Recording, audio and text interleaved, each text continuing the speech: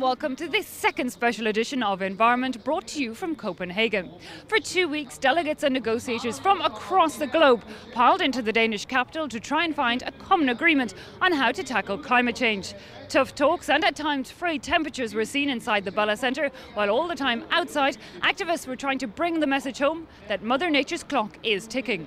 Well, in just a few minutes, we're going to be meeting with a variety of the people who took part in these talks. But first, here's a look at the main elements that came out of this historic summit. U.S. President Barack Obama called it an unprecedented agreement between nations. But the final draft of the UN Copenhagen summit has sparked a fury of outrage. This is a disaster. This is basically, this represents several steps backwards with respect or in comparison with Kyoto. There is no substance in this. There is no commitment whatsoever to translate this political accord into a legally binding treaty. The architecture of this deal is extraordinarily flawed. Although developing nations have been offered $100 billion in aid, they are often the most hardest hit by climate change. And they argue that the increase in temperature should be limited to 1.5, not 2 degrees, which is the current agreement. Mr. President, our future is not for sale. I regret to inform you that Tuvalu cannot accept this document. Another disappointment for summit supporters is that the draft does not contain a target figure for reduction of emissions, nor does it create an international body that will ensure commitments are respected. China and the U.S. have been battling it out over these issues throughout the summit. Both are the top offenders of carbon emissions, and their cooperation is vital to any future success. It's been an emotional 10 days. Protesters have reacted violently, leading to over 200 arrests. NGOs have been locked out of scheduled talks. There were high hopes for Copenhagen, hopes that the cream of the crop could decide on a treaty better than the last. All were in agreement that the clock was ticking, and it still is. The Kyoto Pact is set to expire in 2012. With continued talks scheduled in 2010, world leaders will have to decide on their level of commitment before it's too late. Some 15,000 people took part in these talks. They're now heading home. But before we turn our backs on Copenhagen, let's meet with a few of the personalities that were present. The activist, the lobbyist, the negotiator, and the scientist who isn't convinced that human activity is responsible for global warming.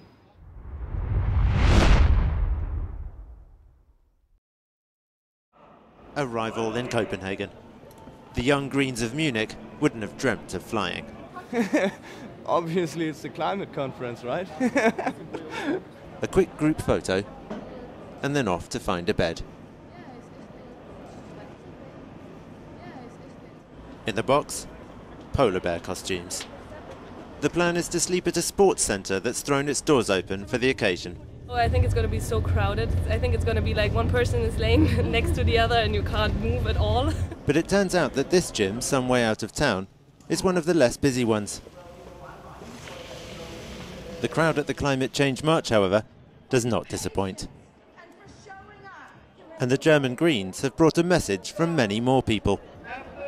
We let about 300 people from Munich put their signature on it and said, take the banner with you to Copenhagen, that our signature will go to Copenhagen and that the politicians know that we want real climate protection. So act now. News of arrests dominated media coverage of the demonstration. But for these youths, it was entirely peaceful and a resounding success.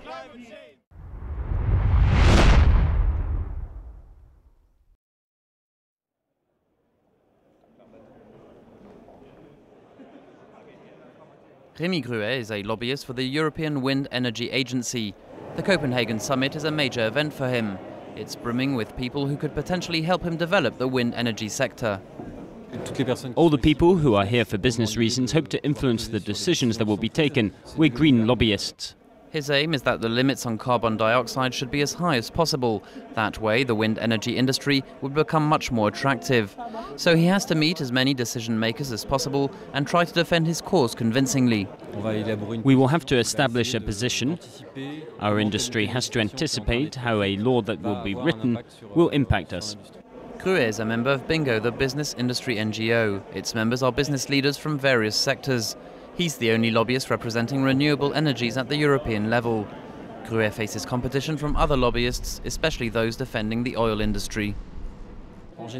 Generally, those people come to the negotiations with the aim of making them fail. They've been following these negotiations for 2 decades.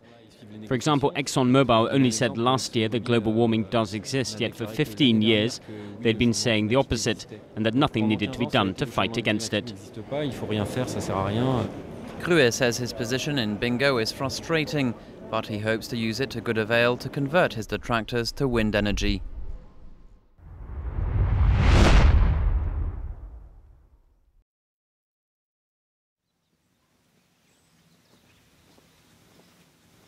In 2007, we had floods that came and covered the whole village, and there some of us left the village and went for refuge outside our village. Drought, floods. Constance is a climate change victim.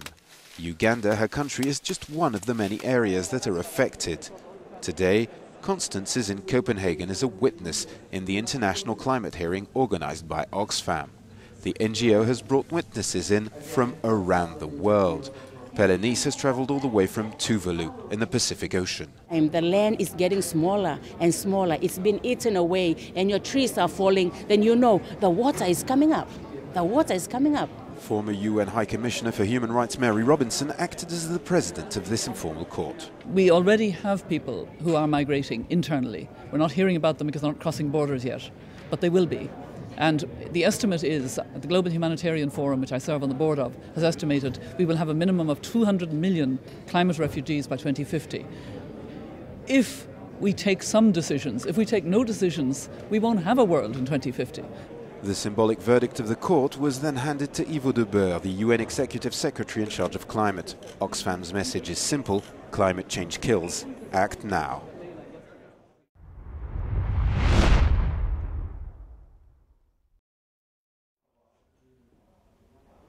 Scientist Henry Svensmark rolls out a machine specially made to help illustrate his theory that climate change is not necessarily human-made, but due to solar power. Here in this black box he tries to recreate conditions similar to outer space. Pouring alcohol into the top of the contraption, he then starts the motor, and as alcohol moves from the top to the bottom, the magic starts. And it's cold down here, so the alcohol vapor is falling down and it cools as it falls down, and then it gets very super saturated, just like when you make clouds. The more cosmic rays that get through the atmosphere, the more clouds that are created, and the cooler the planet. As this weatherman explains, the cosmic rays travels are controlled by the magnetic activity around the sun. High activity blocks the cosmic rays and thus prevents the cloud formation. And we know with almost certainty that if we look at over the last 10,000 years, that there is a connection between solar activity and changes in climate. Unlike greenhouse gases, cosmic activity is not something the human being can control. And so for these men working at the Danish National Space Centre, the Climate Change Summit needs to open its doors to news and perhaps complementary theories. With science. No, that's politics, that's not science. Yeah. So. That's it. The cosmic theory is currently being tested by international scientists, and Henrik hopes that within the next year it'll no longer be seen as out of this world. Well, that brings us to the end of this edition and indeed our time in Copenhagen. I'm going to head back to Paris now on this electric powered motorbike, and I'll see you there for another edition next time.